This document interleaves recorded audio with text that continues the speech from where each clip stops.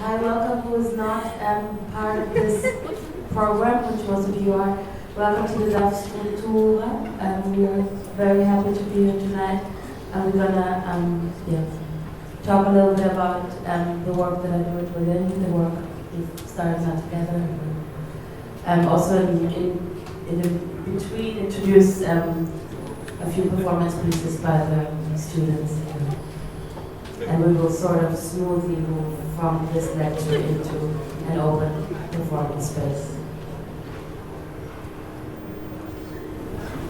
So maybe you can tell us about the most recent performance project and why it was called Mass. I founded my name is Yael Salomonovitz, I live in Berlin. I founded the performance agency in the spring of 2017. I myself have a background in theater and film and performing arts. There's a very wide selection of images of performance works that we've done in Berlin running on this screen, so you can just watch that. I founded the agency out of a necessity to define something. I was longing for a space, for a more emotional space within the arts, for a space in which I connect artists of all the different fields to these performative happenings.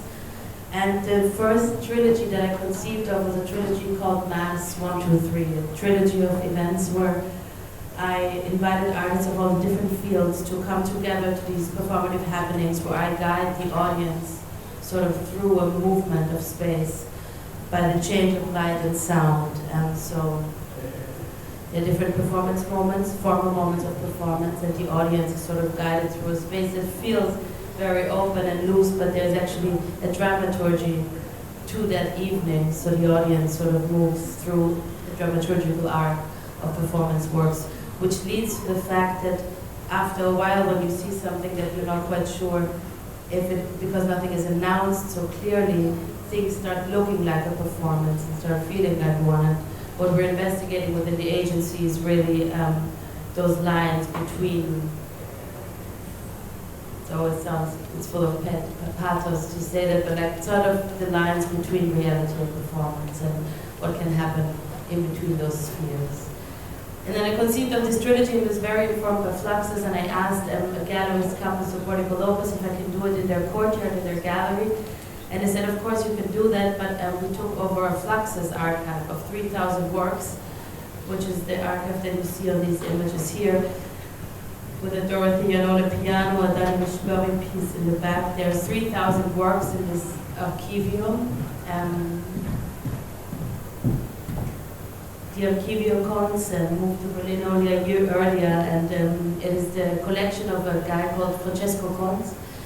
He was living in Italy all his life, and he collected fluxus, concrete poetry, sound poetry, Gobona, Zach, over 30 years. And he first lived outside of Asolo, where he rented the Palazzo Bagnoli, it was called. It was a building of Palazzo he rented, and he invited artists, fluxus artists, Viennese actionists to come there and make works with him. And the collection houses more than 60 pianos, 6,000 editions, works created by over 150 artists. So when I started the performance agency, what I wanted to do, the Mass was very informed by Fluxus, and then I asked this gallerist, can I do it in your courtyard? And he said, no, come to the Archivio and do it there. So sort of two things came together, which extrapolated, and had an amazing response. When you say Mass, what are you referring to? Well, the Mass was sort of, for me, always a religious Mass, and it's sort of emotional space, but also the Mass, like, of everyone coming together. A Mass, of course, also just a mess, a chaos. And how did you invite artists, and how do you work with different elements of the agency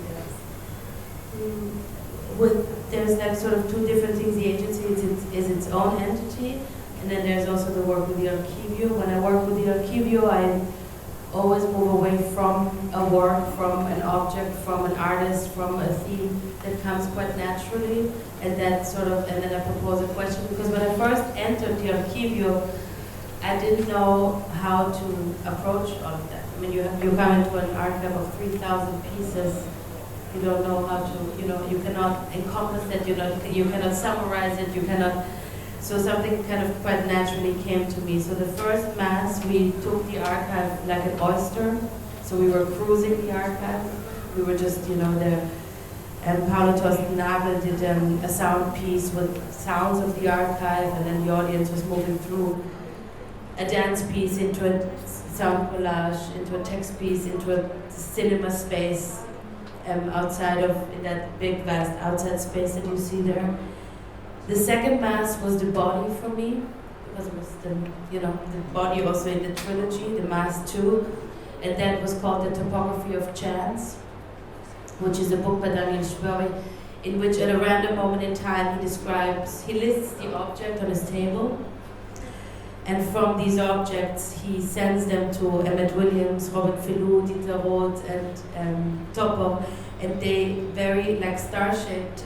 They built this like chain of association. So it can be salt shaker bought at Monoprix for 2 francs. They sends it to Dieter Roth, and Dieter Roth says, salt was born in the middle of the century. And then like he sends it to Emmett Williams, and Emmett Williams says, my mother always used too much salt in her chicken soup. So it goes like very associatively in this chain. And Daniel Spurri gave me this book in a moment of time, actually at Mass 1 when I started the project. I had an accident 2 days before, so I myself wasn't there. And I was directing the event from the hospital. And I remembered that book when I was lying there. I remembered this book that he gave me, and I felt like, okay, Mass 2 will be built on that book, The Topography of Chance, the star-shaped anecdotal chain reaction of association chains. And that's very much how the agency is built, because it's not that I represent artists or that I have an artist list, but there are universes that I've built around me and that keep on coming back, and we interweave each other. And then Mass 3, where actually the DAF came in for the first time, was called Another Map to Nevada, and it was built on, because then I felt like the Mass 1 was a cruising, Mass 2 was the topography of chance, and Mass 3 was the church, the third, the Mass, the actual Mass. And there's there's a lot of very sort of humorous dealing with religion in the Archivio, in all of the Fluxus movement. And there's a guy called Robert Delford Brown, and he founded the Church of the Exquisite Panic. And God is called Who, because who knows? And the whole event was built around this idea, and then I invited the staff actually to come in for the first time. And they really ripped up the whole space. It was the most choral one. It started with a choral piece, and then the elevator opened, and there was a small child playing with miniature art pieces from the 20th century. Work by Urbano, and then the DAF were ripping off all this tape throughout the whole space, and like the whole space started like shaking. So it started, it ended up being this really cacophonic moment. And how do you plan it in advance and orchestrate the different works together? Do you see yourself as someone who likes to weave performances into one, or do you see it as a curatorial project, or is it just an invitation and then you step off again?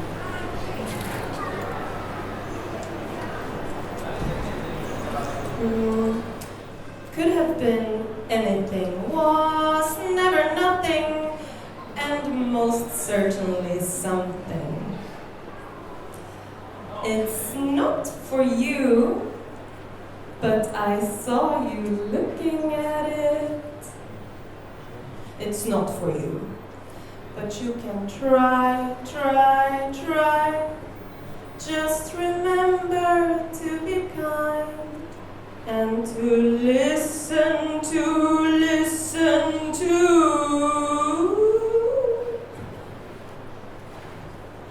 A small amount was all it took. One spray. Words leaking out in clouds and mist, spelling out what we always knew, that it's hard to come by when you don't know, but I do, so let's go.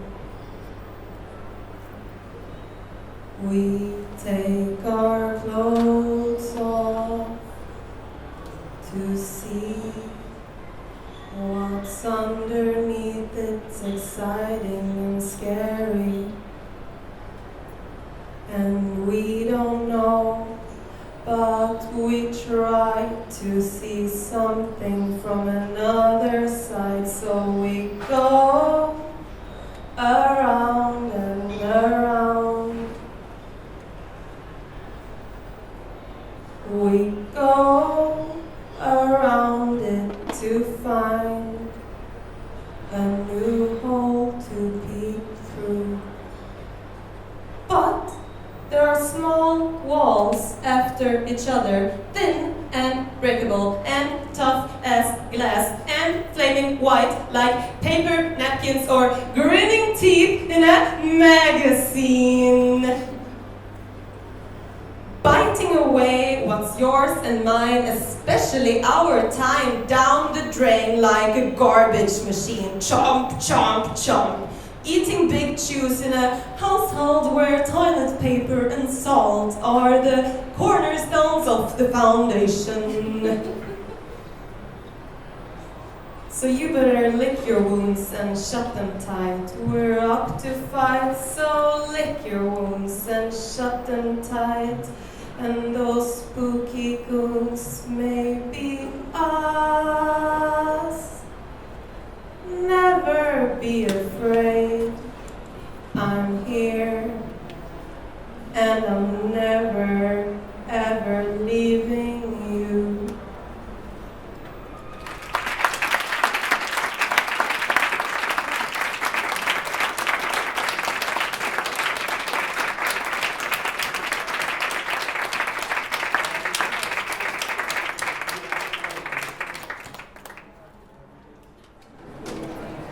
Sorry, what was your question?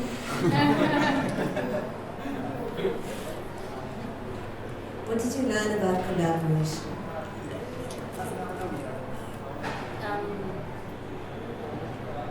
What did I learn about collaboration? When you trust, when you with yourself, then you know when it's right and when it's wrong. I think that's. I've a feeling when it's something is not working well or a collaboration will end up being difficult. It's often, I can often feel that in the very beginning, and then it's often a sign to move away from that. Or when I write to an artist who I would like to invite, if they cannot do it at a certain moment, or we were not coming together, that's always good and fine, and then it happens in the right moment. The last thing I did, the images of this will come up after this. So what happened after the mass series at the Archivio, I proposed a year-long project for the curation of the public program of the Archivio Cons for 2018, and the Senate of Berlin was funded it, and I did a festival for 3 days during Berlin Gallery Weekend, which moved away from the editions. The multiple, because supporting Colopus, they did a show of the multiple of the edition at the gallery, and I thought, okay, how do I deal with this edition, with the idea of the multiple? Okay, the multiple, of course, the democratization of art, the transmittal of information, but also I thought about it more as a multiplication of personalities, as a simulation. It started as a lot of things, they started like a joke, and then you have to actually make them, especially when you write proposals, when you then get the funding, you have to actually do the thing. So it was a joke when I said, okay, we do Mass 1 to 3 and then we do Mass X. We do a 3-day festival. We really blow it out of proportion sort of thing. And it was, so it became like an idea of simulation, of the simulation of a festival, of the simulation of reality. So I invited the artists, as I always do, I always invite them, or not dogmatically so, but most of the time I invite them to work outside of their field. Because the performance agency has also become a space where people sort of can come home to. And I asked Maria Loboda, the Polish artist, to create a changing room for performers. I asked Kaspar Müller to make a kitchen. I asked Sibeli Cavalli-Bastos to be a waitress in there.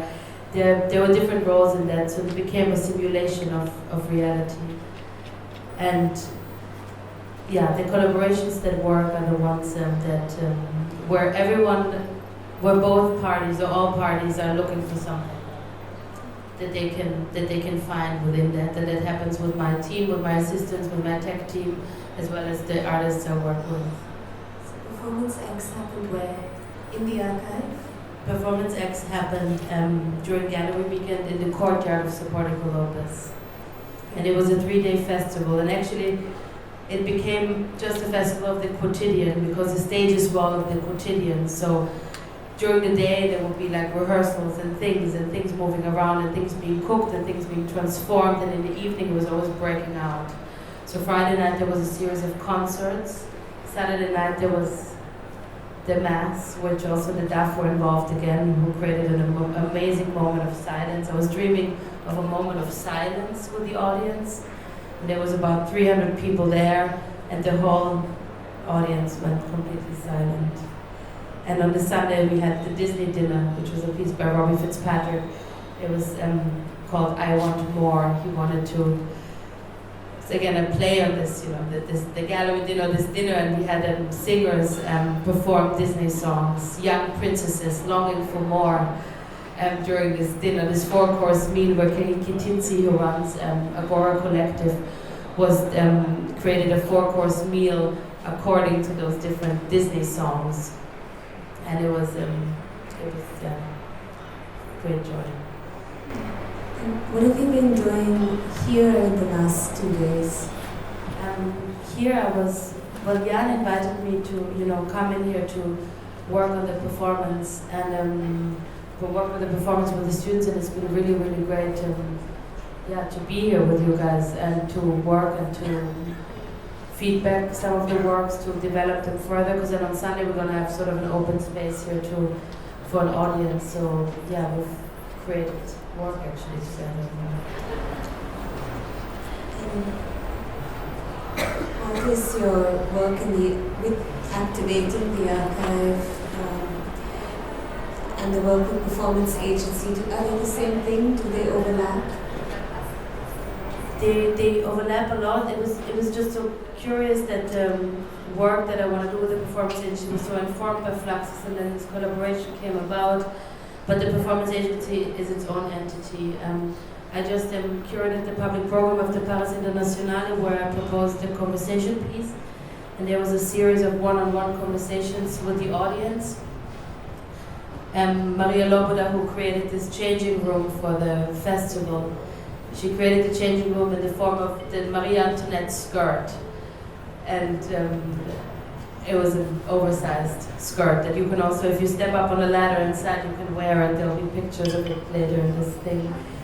And I invited a series of specialists, Shaolin monk, a sex worker, the Brazilian ambassador, a child, a cryptocurrency specialist, Eric Wesley, all these different people to have an hour, 2 or 3 inside the skirt and have one-on-one conversations with the audience, as I believe very much in the transformational potential of a conversation, of a very small moment, sort of going back to nanopolitics. So you chose the member of the public, or it was They could book appointments, or they could just walk in.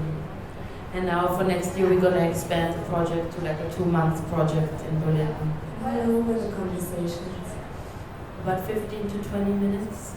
I would sometimes block them. I really wanted to have a queue for people, especially for the speakers, so that there was a queue and then I could I was sort of sometimes would stop the conversations after 20 minutes, but no one ever came out of there.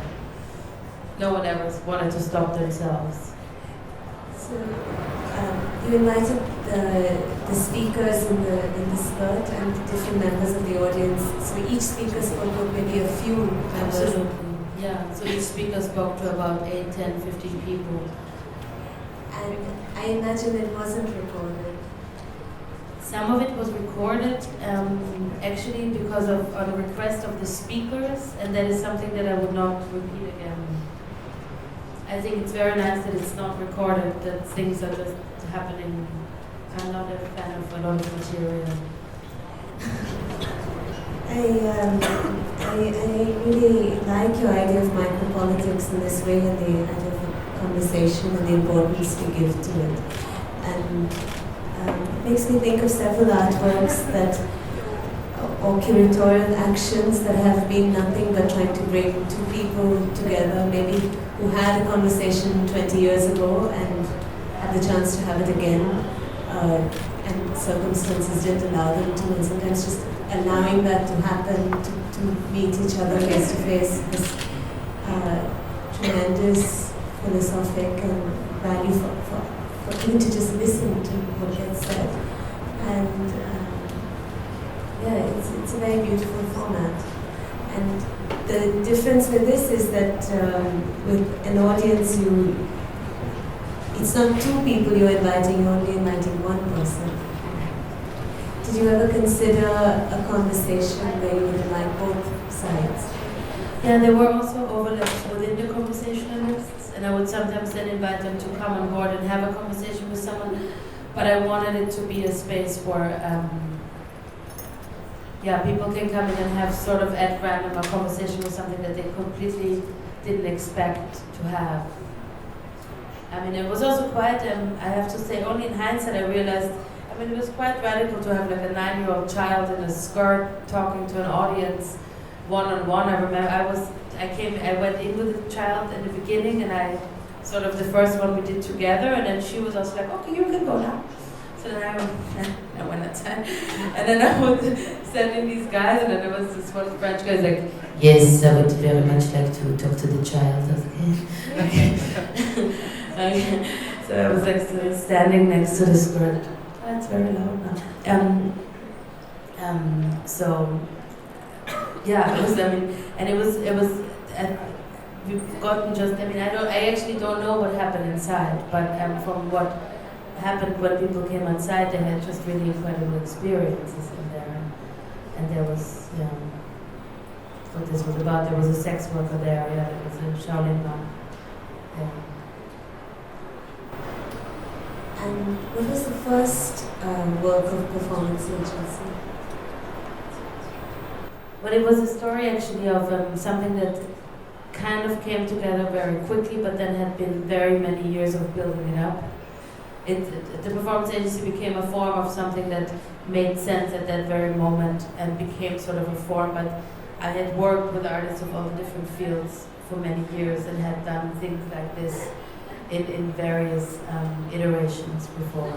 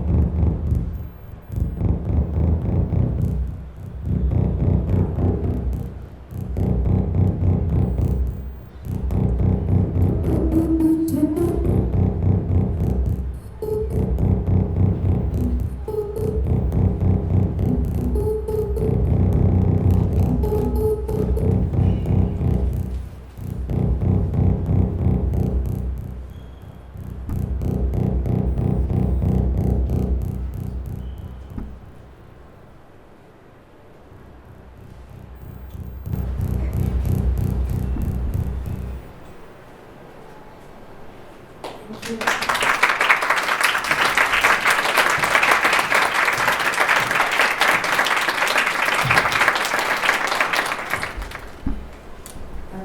Yeah, and then the last thing that I did before Paris was actually the boat ride, because I felt that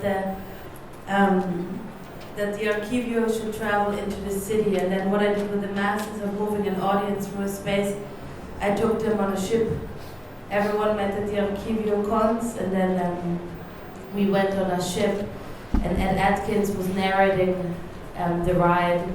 It moved away from a piece by Geoffrey Hendricks, who is one of the Fluxus artists, and he is a beautiful figure who did these very meditative, ritualistic performance pieces, and the work is oftentimes about the collecting of stones and the recollection of dreams. And he has one journal that he wrote. It's called Between 2 Points, and it describes his journey to the land of his ancestors, to Norway, through Diesen and Prinzendorf with Hermann Nietzsche, back to Asolo where Francesco Conz was, and then back to the States. And in the book he describes the ritualistic performance pieces that he makes, the collecting of stones, the recollection of dreams, and this journey that he's going through. So our journey was called Between Points, and it was a boat ride from the Archivio into the city where the performances were happening on the riverbed.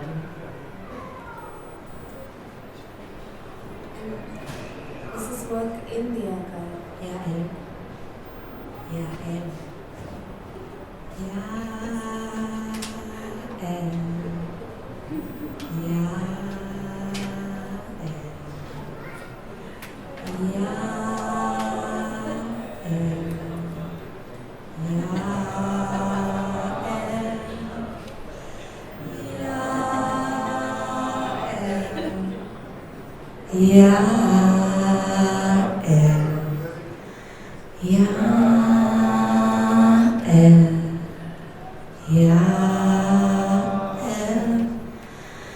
You can push it, but you can never control.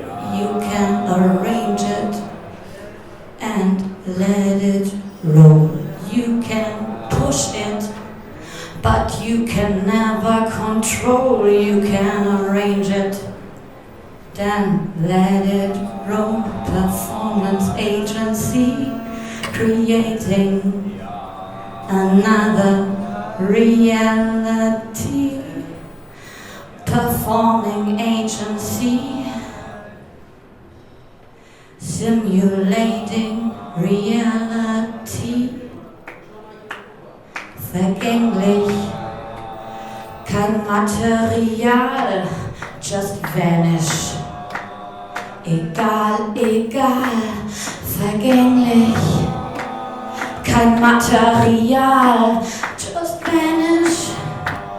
Egal, you can push it, but you can never control. You can arrange it, you have to let it roll. You can push it, but you can never control. You can arrange it, you have to let it roll. Ja, hat eine Vision. Ja, ist auf einer Mission. Sound und Movement und Sound. Ja, legt die Schienen, get lost and then get found. Ja, legt die Schienen und wir stehen am Gleis. Die Leitungen sind Turbinen und die Räder laufen heiß und die Räder schmatzen in der Performance-Maschine. Kannst es lenken, aber kannst es nicht kontrollieren. Kannst es dir wünschen, aber musst es nehmen, wie es ist. You can push it, but you can never control. You can arrange it, you have to let it roll. Du kleine Österreicherin, lebst in Berlin, powerful wie Benzin, ja,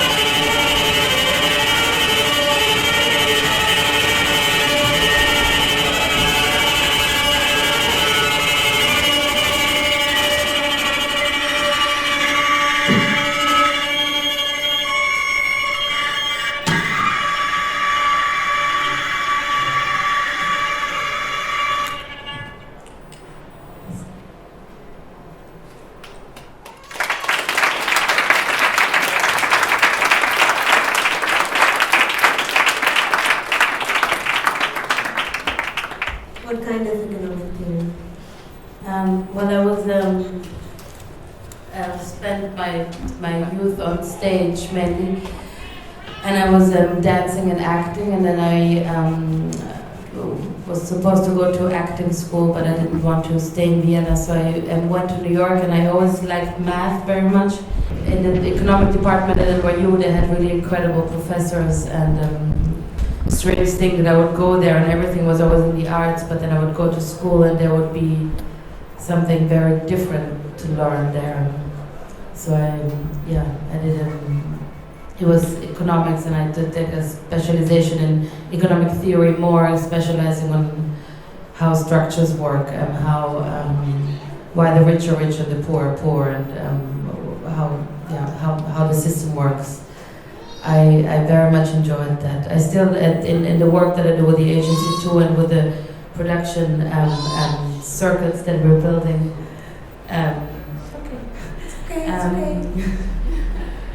I'm very interested in Zahnräder, in how do you say? Gears. Yeah, I'm interested in No, stay. You can stay.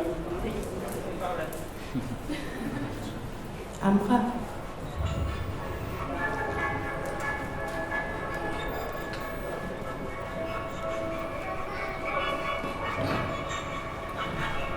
You should see this if you want to get up to watch this.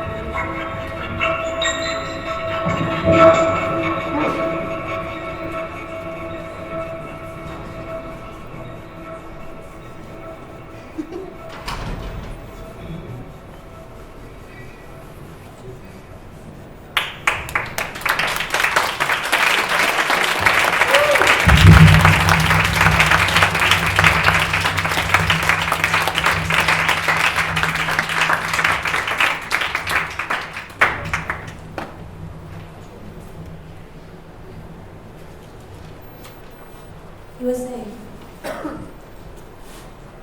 What was I saying? You're very interested in... Oh yeah, in gears, yes. In gears, so still now with the agency, also within my team and things, I always try to find ways to close gaps, communication gaps, gaps in time lapses, make things more smooth, make them work sort of more easily. So how many artists were part of Mass? How many different artists? Many.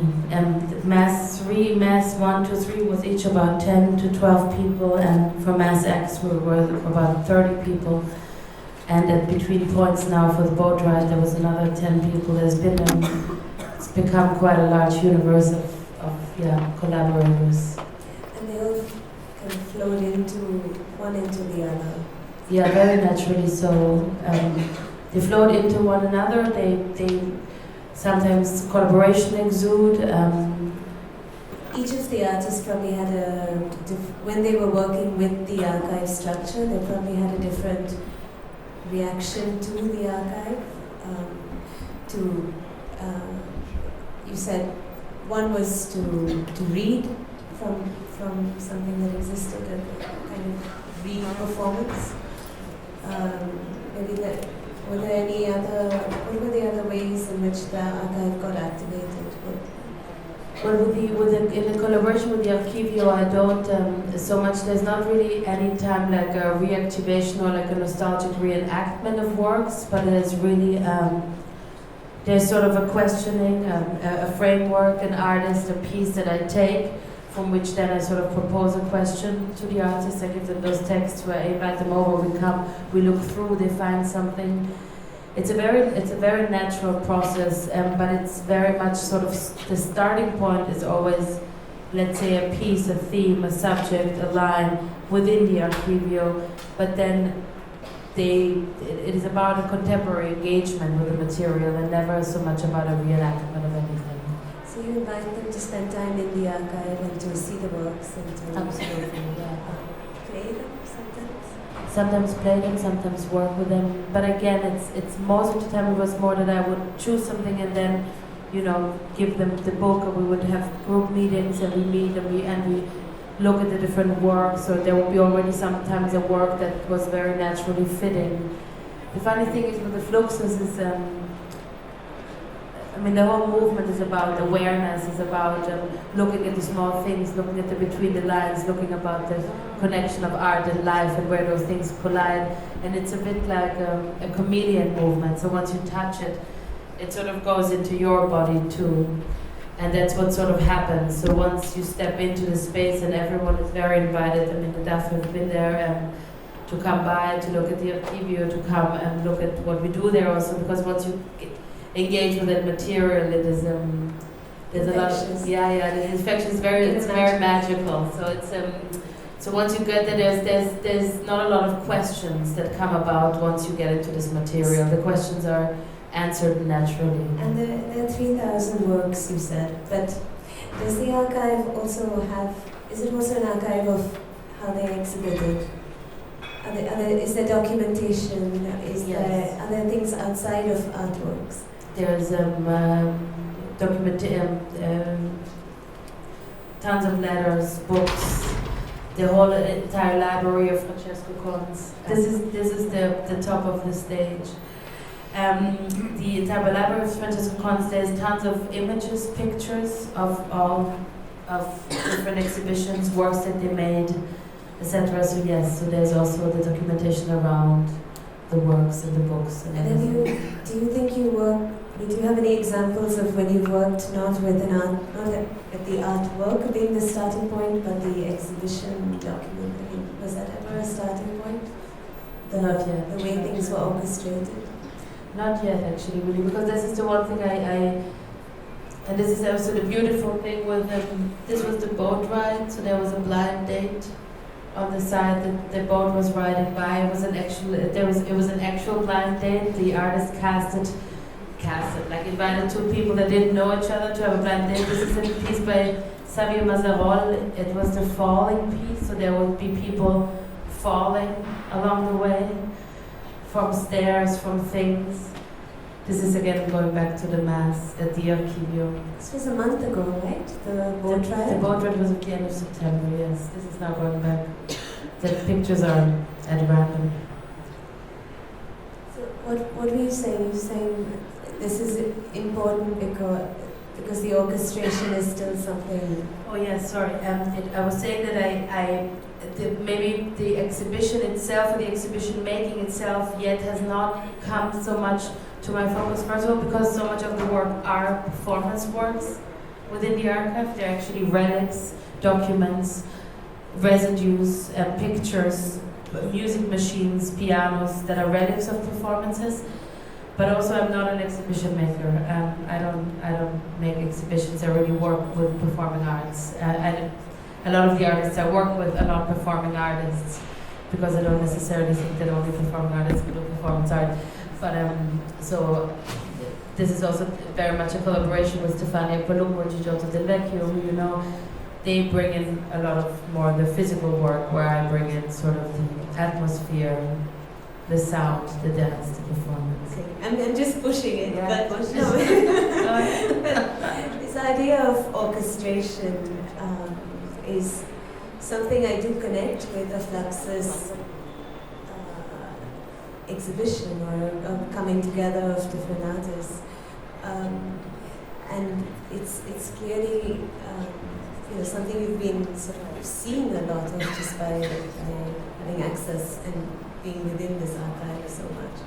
I was wondering how you distance yourself from it or follow it, or somehow it can't be not existent. There must be some register of how they put things together, which I've always loved about their work, when they came together in groups.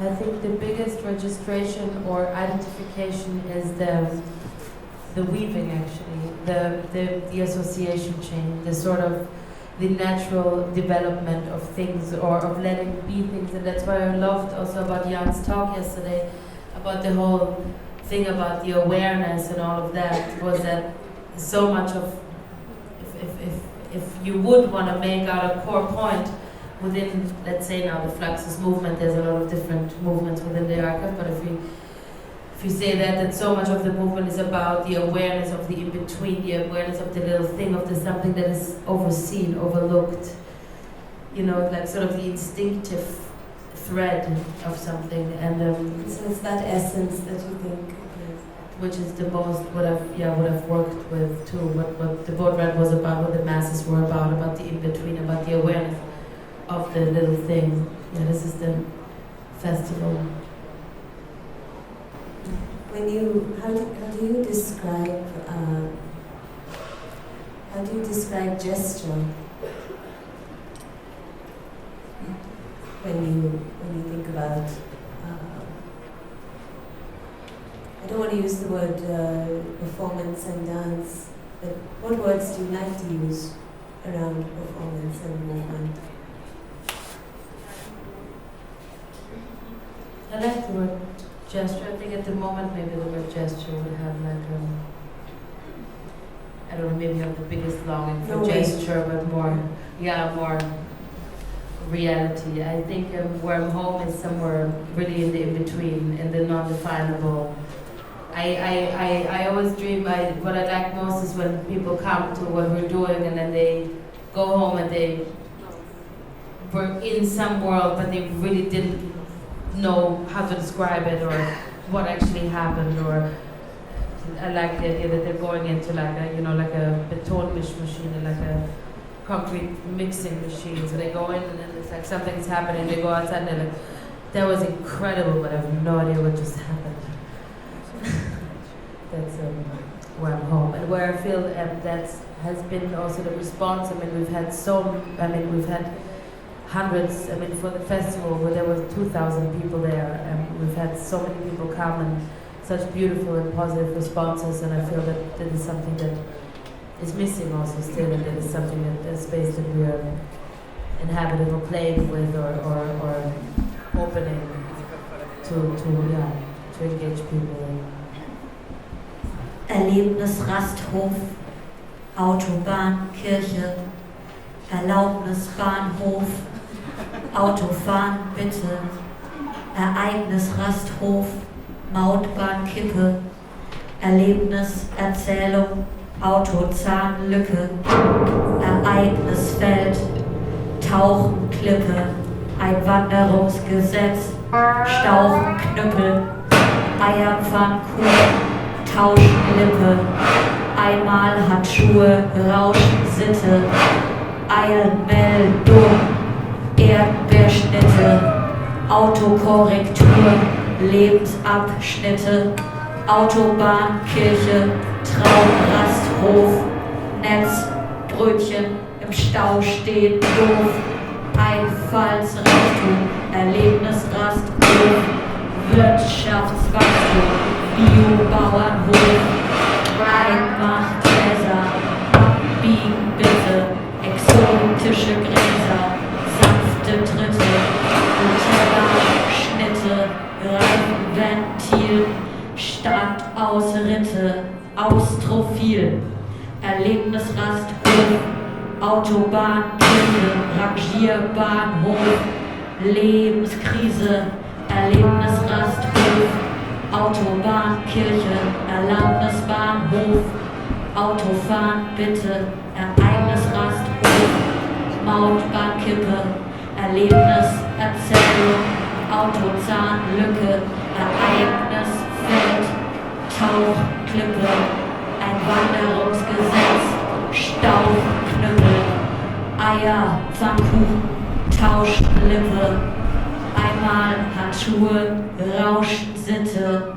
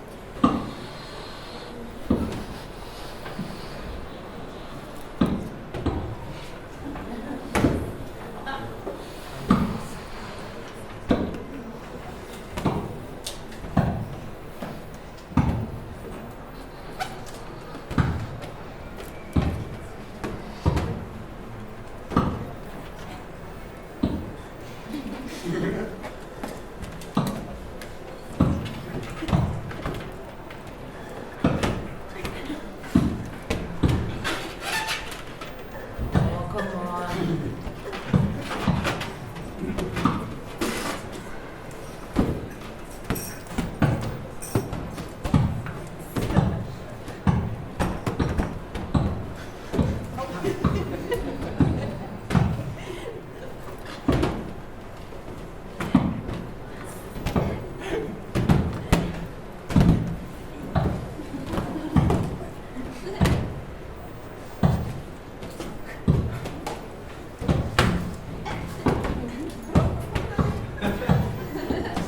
Thank you.